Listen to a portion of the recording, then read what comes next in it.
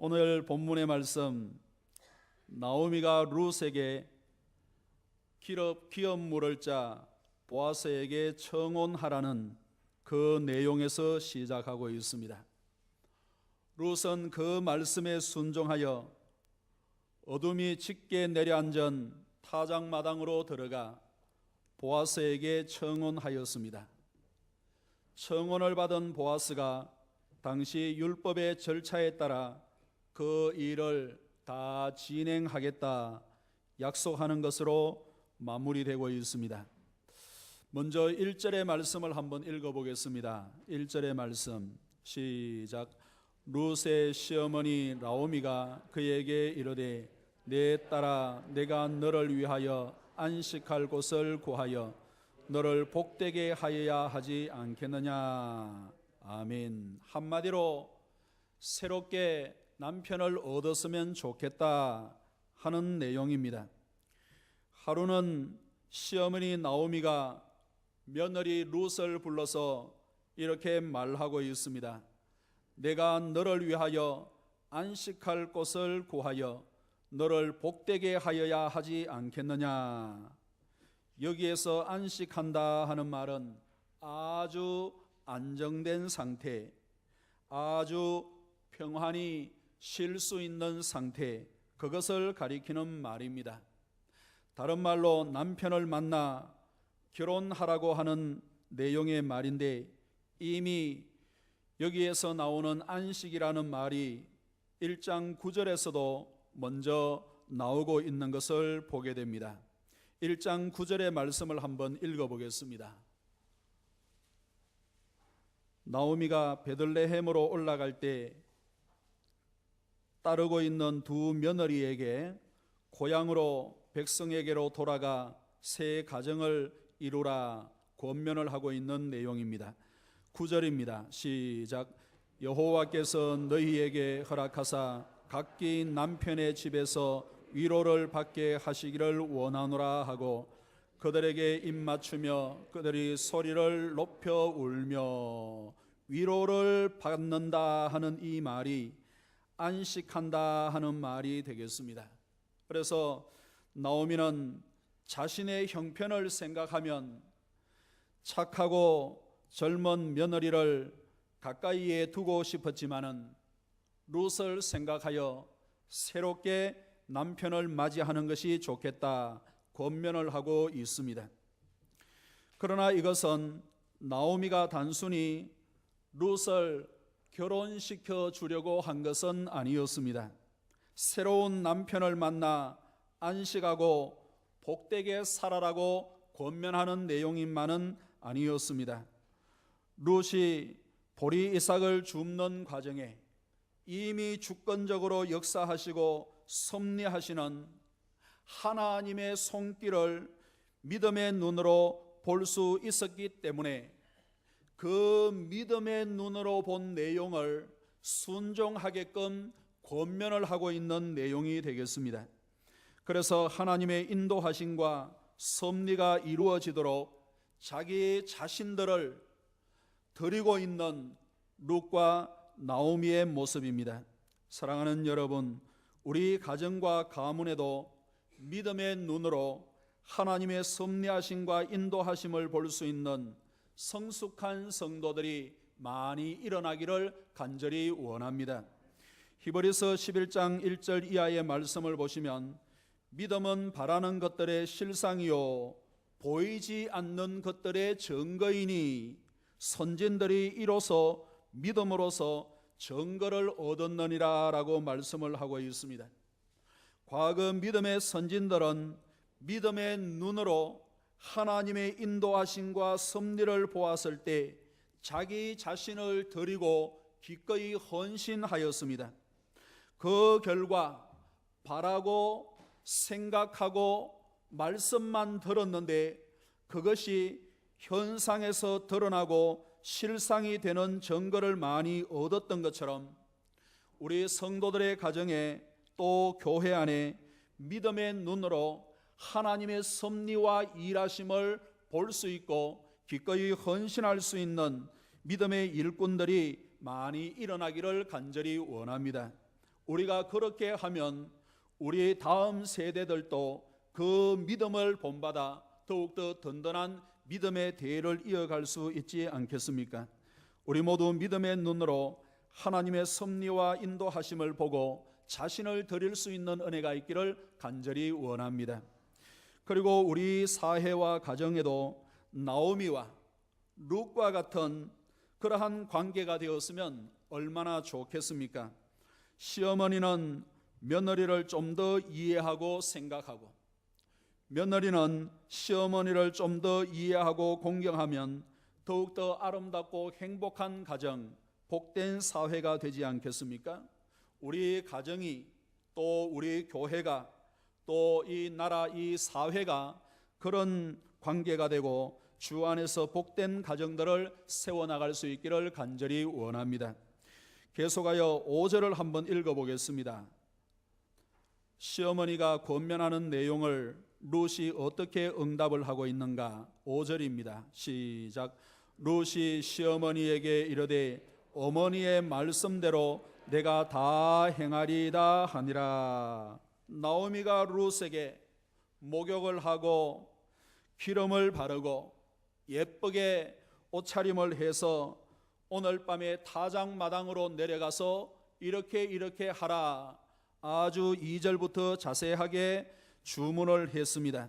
그때 룻이 대답하는 말이 어머니의 말씀대로 내가 다 행하리이다 라고 하고 있습니다.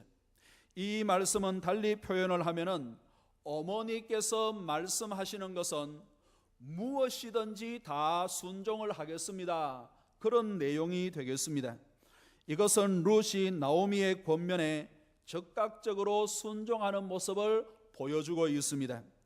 룻은 나오미의 제안에 분별 없이 순종하는 것이 아니었습니다. 마음에 내키지 않았지만 억지로 하는 순종도 아니었습니다. 겸손하게 적극적으로 순종하였을 뿐만 아니라 어디에서 나오는 담대함인지 그날 밤 보아스에 가서 아주 담대하게 청혼까지 하는 것을 보여주고 있습니다. 그렇다면 어떻게 해서 그동안 새색시 같았던 룻에게서 이러한 담대함과 적극적인 순종이 나타날 수 있었을까요? 그것은 하나님의 말씀에 따라 자기 자신에게 기업물을 자가 필요하다는 사실을 알고 있었기 때문입니다. 나에게는 기름 물을 자가 필요하다, 자기 인식이 분명한 사람이었습니다. 그리고 그 일을 위하여 이미 하나님께서 짧은 기간이지만 세밀하게 역사하시고 인도하심을 보았기 때문에 그 일에 순종하고자 하는 결단이 따르는 것을 보여주고 있습니다. 때문에 그는 적극적으로 나오미의 말씀에 순종하였을 뿐만 아니라 보아스에게 가서 적극적으로 담대하게 청혼하는 것을 볼 수 있겠습니다. 사랑하는 성도 여러분, 주님은 우리의 기업 물을 자로 오셨습니다. 지난주에 말씀을 많이 드렸습니다마는 우리에게 기업을 물러주시고 회복해야 할 것은 회복하시고 더 능력과 은혜를 베풀어 주실 것은 더 능력과 은혜를 베풀어 주시기 위하여 십자가에 못 박혀 돌아가시기까지 다 이루어 주셨던 예수 그리스도, 이제 그분 예수 그리스도로 말미암아 하나님께서는 우리의 기업이 되시어서 누구든지 주의 이름으로 하나님을 부르는 자들에게는 형통하게 하시고 그 은혜를 베풀어 주시겠다 약속을 해 주셨습니다. 시편 81편 10절의 말씀을 보시면은 나는 너를 애굽 땅에서 인도하여 낸 여호와 내 하나님이니 내 입을 크게 열라 내가 채우리라 하였으나 내 백성이 내 소리를 듣지 아니하며 이스라엘이 나를 원하지 아니하였도다 라고 말씀을 하고 있습니다. 하나님은 다 준비하고 기다리시는데 막상 하나님의 자녀들이, 때로는 성도들이 그분 하나님 앞에 요구하지 못하고 간구하지 못하여 응답받지 못하는 일들이 얼마나 많은지요. 이 자리에 계시는 우리 모든 성도들은 하나님은 참 좋으신 분이시고 우리에게 넉넉하게 주실 분이라는 것을 믿음으로 고백하고 무엇이든지 구하여 응답받는 저와 여러분들이 되기를 주의 이름으로 축복합니다. 8절과 9절을 한번 읽어보겠습니다. 8절과 9절 시작. 밤중에 그가 놀라 몸을 돌이켜 본즉 한 여인이 자기 발치에 누워 있는지라. 이르되 내가 누구냐 하니 대답하되 나는 당신의 여종 루시오니 당신의 옷자락을 펴 당신의 여종을 덮으소서. 이는 당신이 기업을 물을 자가 됨이니이다 하니. 루시 그날 밤 나오미의 분부대로 어둠이 짙게 내려앉은 타작마당으로 갔습니다. 이미 알아둔 보아스의 잠자리로 다가갔습니다. 그리고는 보아스가 자고 있는 이불을 살짝 이렇게 들고는 발치 끝에 조용히 눕는다고 누웠지만은 깜짝 놀라 보아스가 일어나고 있습니다. 어떻게 보면은 상당히 부도덕하고 막장 드라마 같은 장면이기도 하지만은 당시의 풍습을 이해할 수 있다고 하면은 그렇게 부도덕한 장면은 아니었습니다. 아무튼 얼마나 놀랐겠습니까? 밤에 귀신도 아니고 뭐가 쑥 들어오니까 깜짝 놀랐는 거예요. 벌떡 일어났습니다. 그가 놀라 몸을 돌이켜 하는 이 말은 깜짝 놀라서 벌떡 일어나 잠에서 일어나는 내용을 묘사를 해주고 있는 내용입니다. 그래서 그가 놀라 몸을 돌이켜 한 여인이 자기 발치에 누워 있는지라. 누워 있는 여인을 보았는데 그때까지는 루시인지 누구인지 잘 알 수가 없었던 거예요. 그래서 8절의 말씀을 보면 내가 누구냐? 그때야 비로소 루시 당신의 여종 루시오니 당신의 옷자락을 펴 당신의 여종을 덮으소서라고 고백하고 있는 것을 보게 됩니다. 사랑하는 성도 여러분, 우리가 성경을 읽거나 말씀을 들을 때 꼭 기억해야 할 문장이나 단어나 내용들이 있는 것을 보게 됩니다. 오늘 이 말씀 가운데 다른 것은 다 잊어버린다 하더라도 이 문장만큼은 꼭 기억하시고 그것을 적용하여 기도할 수 있는 저와 여러분들이 되기를 간절히 원합니다. 당신의 옷자락으로 나를 덮으소서. 이것은 결혼을 해달라는 당시의 풍습적인 그러한 말들로 사용되는 것이고, 은혜를 나에게 베풀어 달라, 은혜를 사모하는 그러한 내용의 의미를 가지고 있는 겁니다. 이 장면에서 우리가 꼭 관심을 가지고 살펴볼 내용이 바로 이것입니다. 나는 당신의 여종 루시오니 당신의 옷자락을 펴 나를 덮으소서라는 내용입니다. 옷자락이라 하는 이 말은 날개라는 말로 번역이 많이 되고 있습니다. 구약 성경에만 107번이나 나올 정도로 상당히 많이 나오는 단어가 바로 카나프라는 말인데, 옷자락 혹은 날개라는 말로 나오고 있습니다. 107회 가운데 10번 정도는 새의 날개를 구체적으로 가리키지만 100번 가까이는 대부분 상징적으로 사용이 되고 있습니다. 그래서 날개, 옷자락이라는 말은 하나님의 구원과 보호하심을 상징하는 표현입니다. 하나님을 부르는 말씀이, 또 은혜를 입기를 원하여 주변의 사람들에게 요구하는 내용이, 그래서 그것이 이제 나중에는 결혼 청혼까지 하는 관용으로 사용되고 있는 것을 보게 됩니다. 출애굽기 19장 4절에 보시면 내가 애굽 사람에게 어떻게 행하였음과 내가 어떻게 독수리 날개로 너희를 업어 내게로 인도하였음을 너희가 보았느니라 라고 말씀을 하고 있습니다. 이스라엘 백성들이 출애굽을 하여 이제 시내산 어귀에 도착을 하게 되었습니다. 그때 하나님께서 모세를 시내산으로 불러서 내가 너희들을 10가지 재앙으로 애굽을 물리치고 만나와 메추라기를 먹여주면서 이곳까지 데리고 왔는데 앞으로 어떻게 할 것이라 라고 얘기하는 말씀 가운데 독수리 날개로 너희를 업어 지금까지 내가 인도하였는 것을 너희가 보았노라 라고 말씀을 하고 있는 겁니다. 따라서 19절의 말씀은 하나님의 구원과 보호하심이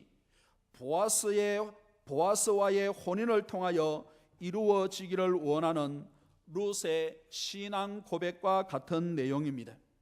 이미 하나님께서 기업물을 자에 대한 세밀한 인도하심과 섭리하심의 손길을 경험하고 있었던 그 믿음의 눈으로 룻은 하나님의 구원과 보호하심이 보아스의 혼인을 통하여 이루어지기를 요구를 하고 있는 겁니다.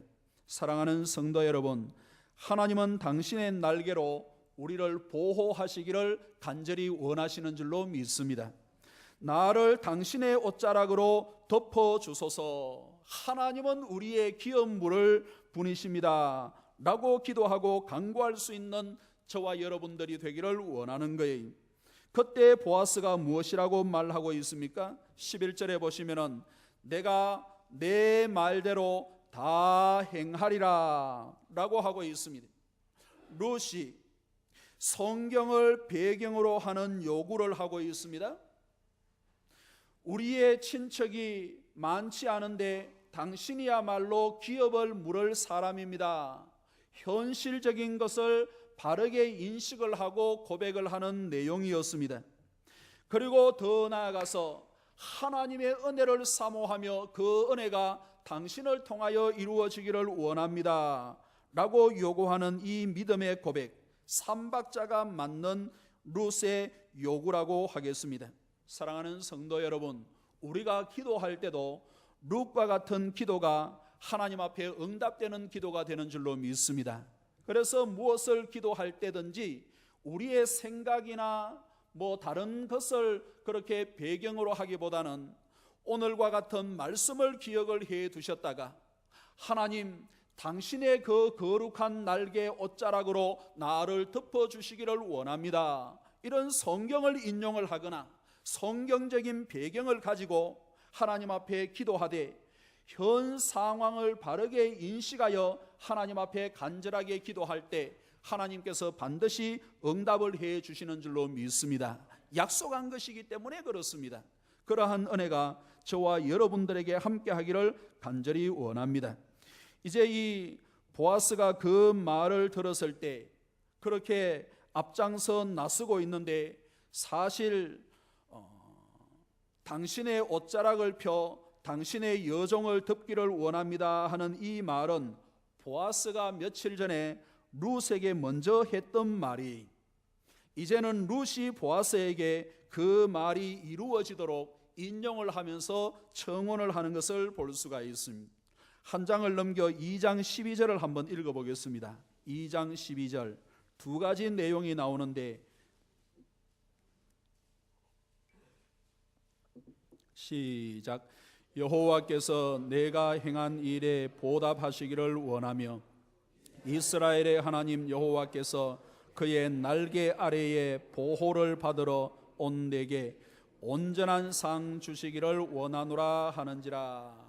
보아스가 룻을 처음 만났을 때 두 가지를 축복을 하고 그렇게 하고 있는 거예요. 내가 행한 일에 보답하시기를 원한다. 하나님께서 보답하시기를 원한다. 다 잃어버렸습니다. 아무것도 가지지를 못했습니다. 내일이라도 희망이 있으면 괜찮겠는데 아들도 없고 남편도 없는 홀 시어머니 나오미를 붙들고 이방 땅으로 온 것은 그 누구보다도 나오미에 대한 룻의 배려였습니다. 그래서 그것을 보고 하나님께서 너에게 보답해 주시기를 원한다. 보아스가 그렇게 축복을 하고 있습니다.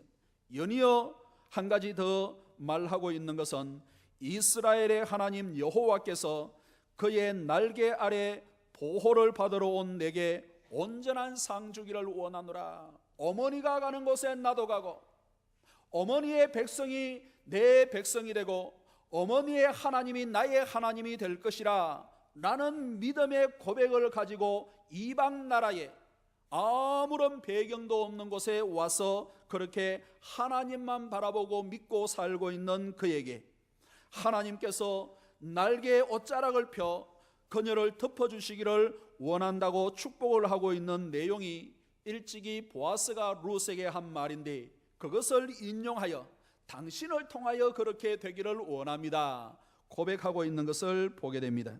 사랑하는 성도 여러분, 하나님은 크나큰 은혜의 날개로 성도를 품어주시는 분이십니다. 룻을 보십시오. 결혼하였지만 몇 년 되지 않아 남편을 잃었습니다. 자녀 하나 남겨두지 않았습니다. 의지할 데가 아무도 없었습니다. 오히려 큰 짐을 지게 되었습니다. 그렇지만은 그 이삭을 연명하면서까지 고달픈 인생을 살았지만은 그가 믿음으로 고백을 하는데, 그 믿음의 고백을 받으시는 하나님, 지금까지는 별로 힘 있어 보이는 하나님이 아니에요. 능력 있어 보이는 하나님이 아니에요. 자기 조상 때부터 섬겨왔던 그러한 자기 지역에 있었던 신들보다도 훨씬 더 못해 보이는 하나님이에요.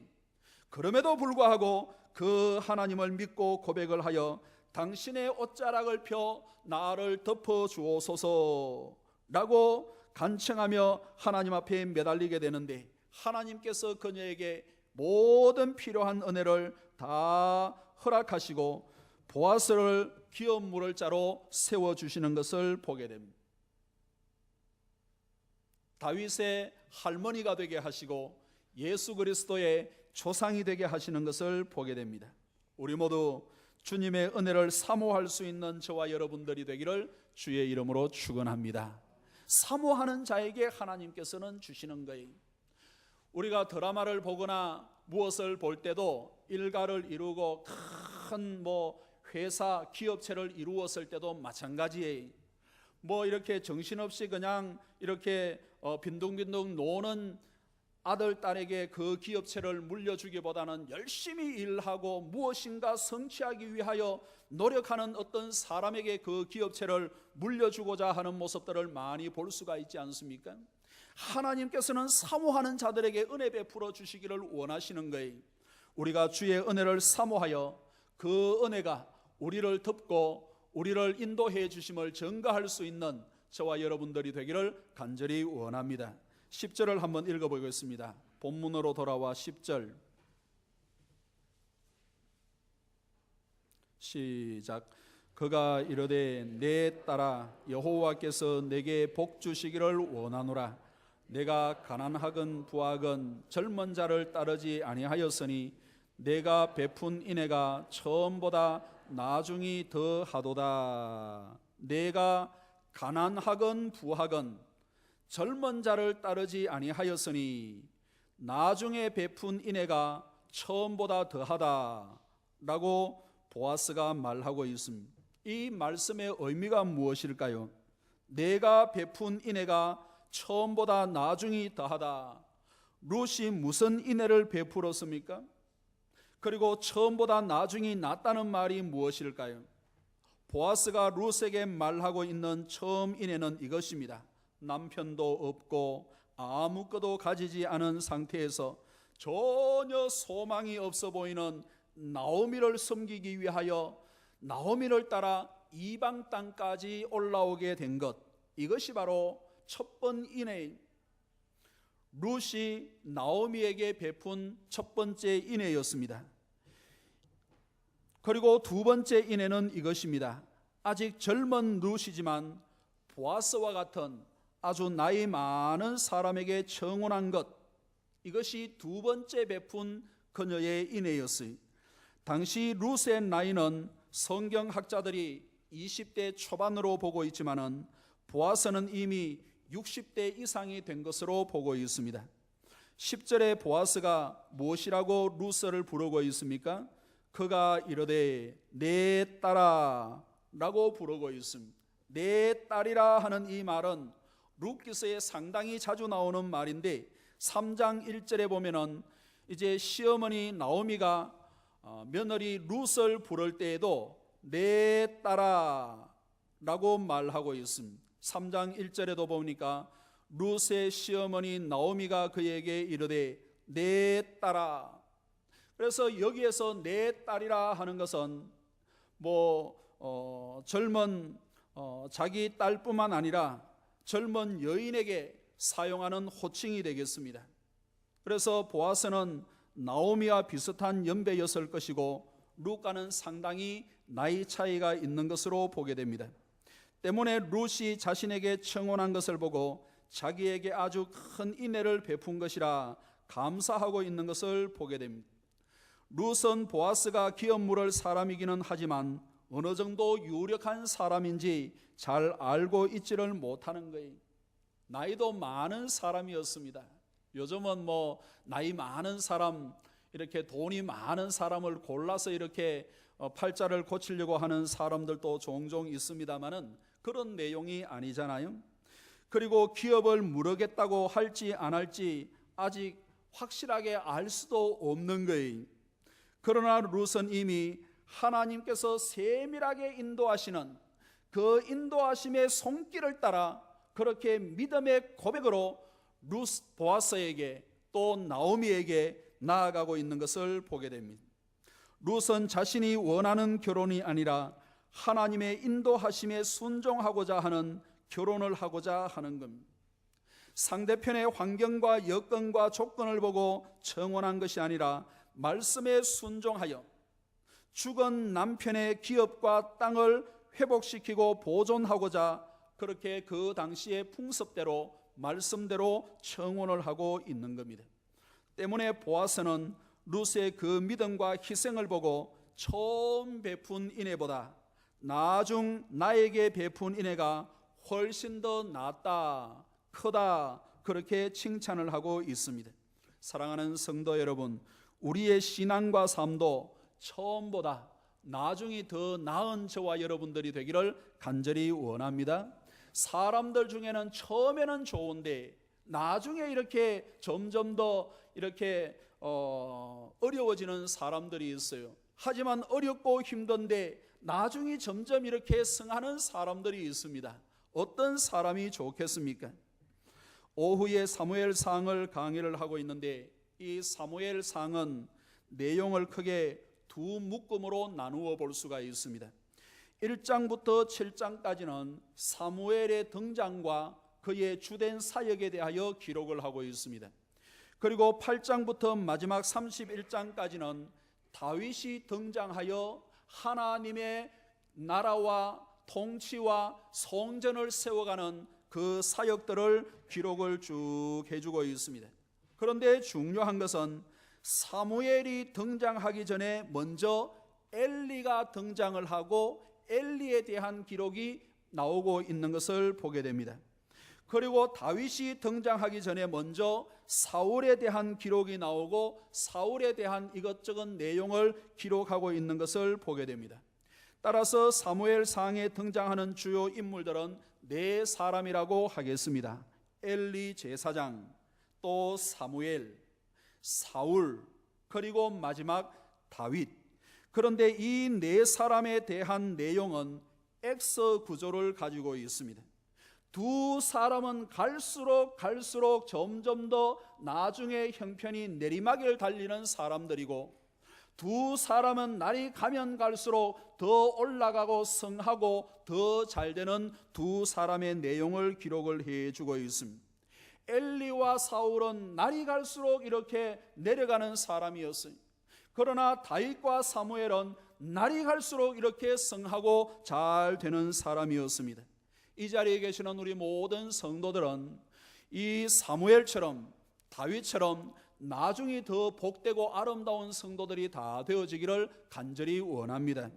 이렇게 성도의 신앙과 삶은 운명으로 결정되어 있는 것이 아니에요. 사울은 그렇게 처음부터 정해졌고 다윗은 처음부터 그렇게 정해졌던 것이 아니에요. 운명으로 정해진 것이 아니에요. 운명이라 하는 말은 성경적이지 않는 내용입니다.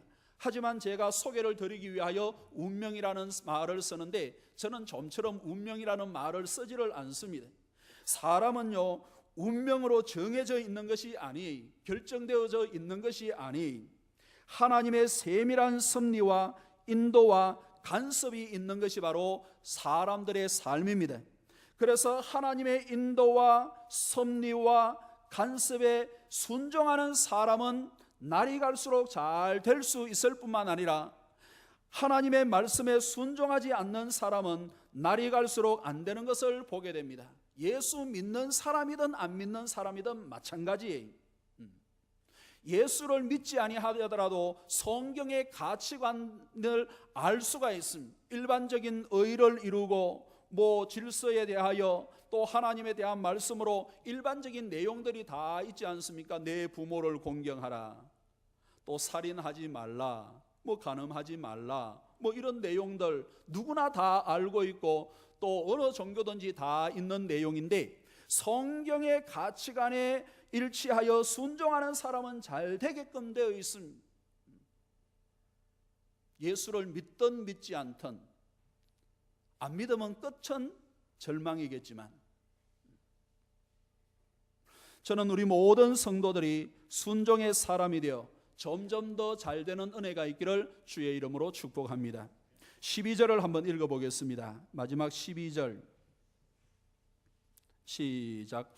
참으로 나는 기업을 물을 자이나 기업 물을 자로서 나보다 더 가까운 사람이 있으니.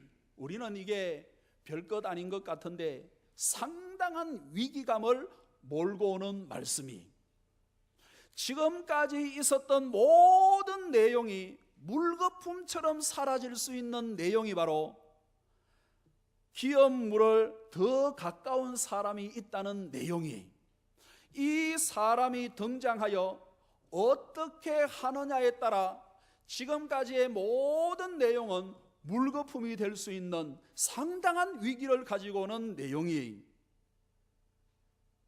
나오미와 룻과 보아스는 지금까지 하나님의 세밀한 인도에 확신을 가지고 믿음으로 나아가고 서로 간의 교감도 있었습니다. 드디어 청혼을 하게 되었고 그렇게 하겠다고 했지만은 보아스보다 더 가까운 사람이 있는 거예요. 그 사람이 우선순위가 있는 거예요. 기업 물을 일들에 있어서.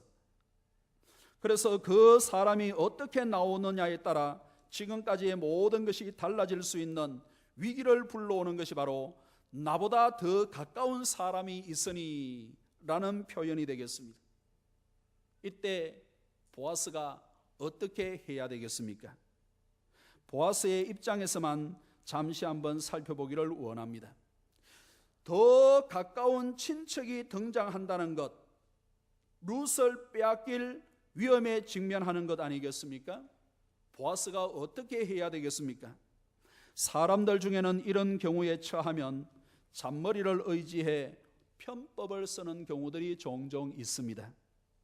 타협과 합리화의 욕구들이 꿈틀거릴 때 그쪽으로 슬쩍 넘어가면서 합리화를 하는 경우들이 종종 있습니다.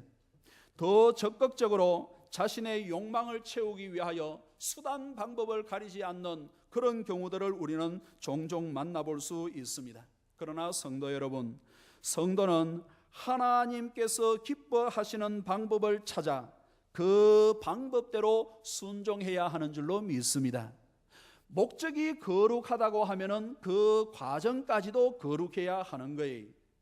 목적이 선하다고 해서 방법을 달리하는 것은 그 목적이 선하지 않다는 것을 반증하는 일들이, 합리화시키는 일들이, 그래서 처음과 결론과 중간이 일치하고 아름다워야 그것이 하나님께서 기뻐하시는 일들이 때문에 우리는 이후 4장 이후에서 보아스가 더 가까운 친척에게 어떻게 대하고 있는가 많은 관심을 가져야 할 필요가 있습니다.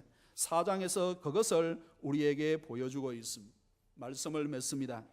우리 가정과 가문에도 믿음의 눈으로 하나님의 섭리와 인도하심을 볼 수 있는 성숙된 신앙인들이 많이 일어나기를 주의 이름으로 축원합니다.